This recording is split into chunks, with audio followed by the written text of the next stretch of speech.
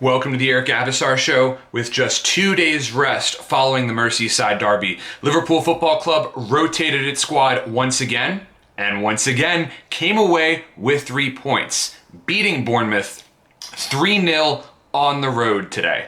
Now, there has been a large faction of Liverpool supporters who have called for the club to sell Naby Keita. Absolute madness. If you've ever called for Naby Keita to be sold, just shut up, give it up, and don't talk about Naby Keita, because it is the most ridiculous faction I've ever seen. Naby Keita is Liverpool's best midfielder and by far best dribbler of the midfield group, and he was the man of the match today.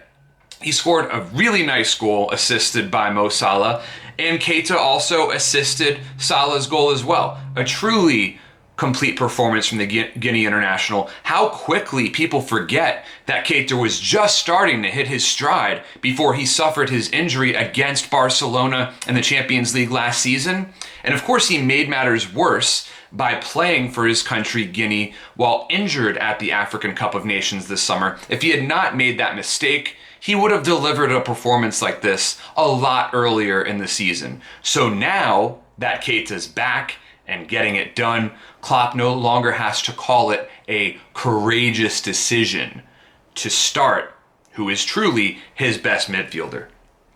Now, the opening goal from the Reds came from seemingly out of nowhere. I mean, the ever-present Jordan Henderson, who covered so much ground as always today, played an unbelievable long ball to Alex Oxlade-Chamberlain, who brilliantly tucked it away. But man, that pass was truly a thing of beauty. Gerrard-esque, dare I say.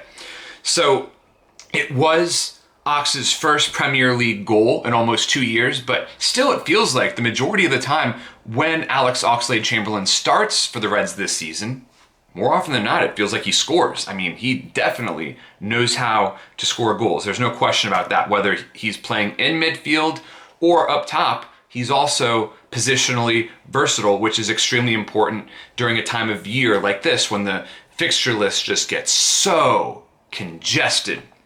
Now, the biggest concern after today is the fitness of Dejan Lovren. Lovren came off injured in the first half, which forced Liverpool to put in Trent Alexander-Arnold in at fullback when he was supposed to rest before the big Champions League match in this upcoming week. And so they moved Joe Gomez to center back. Now, this means that for as long as Lovren is out, Liverpool have 2 fit senior center backs. It's a potential crisis at this position, depending on how things play out. Of course, hopefully we see Lovren get fit as soon as possible and that Matip can return from his long-term injury, though there is no timetable on that situation.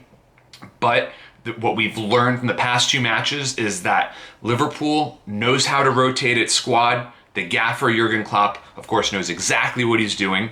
And the team is perhaps more deep than some people realize. So making 6 changes from a match, making 5 changes, the cohesiveness, the intensity is still there. And Sadio Mane and Gini Wijnaldum should have fresh legs in midweek because they were able to rest today. So Liverpool Football Club have now won 24 of its last 25 Premier League matches and have scored 2 or more goals in 23 of them. 33 matches unbeaten in the English top flight to extend a club record. This is certainly one of the greatest Liverpool teams of all time, and that is really saying something about the most successful English club ever. Thank you so much for tuning in, and please subscribe to my channel.